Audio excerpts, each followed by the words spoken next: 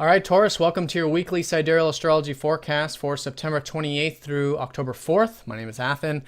So we're coming into this week from that lunar eclipse last Sunday in your 11th house of everything involving your ideals, your hopes, your visions, your dreams for the future. And maybe even on a more practical level, your groups, friends, community, or organizational related things. So that awareness is going to be leading off this week. As you can see, there's no major transits going on this week other than Saturn sextiling the North Node and the Sun conjoining up to Mercury. So kind of quiet in the major astrology. So I think this lunar eclipse energy is going to be a very reflective one.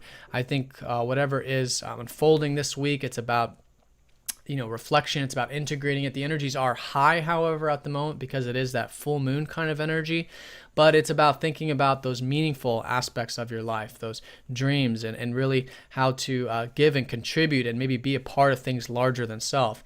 That's where the lunar eclipse energy is taking place in your chart, and I feel like a lot of that will be continuing going into this week.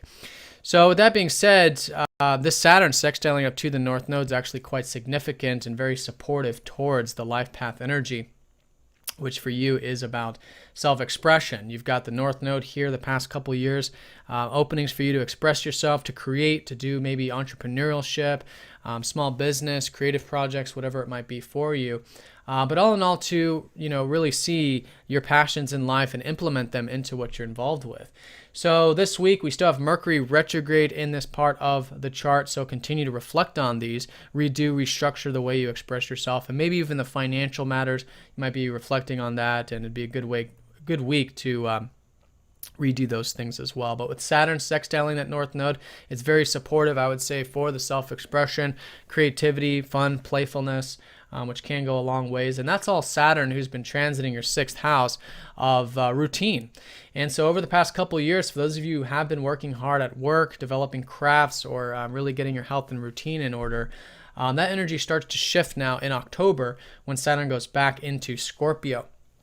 So we'll notice this shift probably this week or next week, and it's a subtle energy of more of the seriousness about relationships and maybe developing long-term one-on-one connections. And this is all types of relationships, not just marriage or romantic ones. It's a long-term kind of energy and wanting to really see and improve that particular area of your life. So it's all about the long road. It's all about patience and working hard with that. It could also be legal matters or business dealings as well, clients, or for those of you in sales, that kind of thing. But a lot of you will start to see your business improving, if it is something that's outward like that, because Saturn is now making his way to the top of your chart, where he'll gain that energy, and he actually loves to be in that 7th house. So usually we see things like the things we've built over the past 7 years start to become more recognized or more solid, and the energy starts to move forward a little bit easier.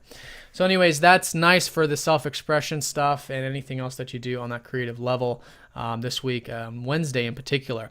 Now the Sun does conjoin up to Mercury here on Wednesday, so there is a lot to be learned this week, I feel like, especially with the self-expression and material stuff. The Sun going over Mercury is always an illuminating time. Mercury in this sense is actually close to Earth. So information coming in, maybe the importance of communicating your feelings, the importance of home and family, those kinds of matters I think will be shifting for you. And that's already the case. You've got your ruler Venus down here at the bottom of the chart where she likes to be actually. Mars is down here, so maybe your energy levels aren't the highest right now at the moment, but that's fine. And Jupiter should be creating opportunities to spend time with home, family, connect to your roots, etc. And all that can be very enjoyable continuing this week, as I'm sure it has been. So that's it for the major transits. I think the biggest shift is going to be that lunar eclipse and reflecting on and how to implement that 11th house, which is your ideals and visions for the future, into something creative, tangible, something that you feel like is something you're passionate about, implementing that passion, and getting serious with relationships, as well as continuing to spend energy and maybe even enjoy and turn opportunities of your roots, your home and family, into something tangible over the next couple weeks and months with all this energy down here at the bottom of your chart.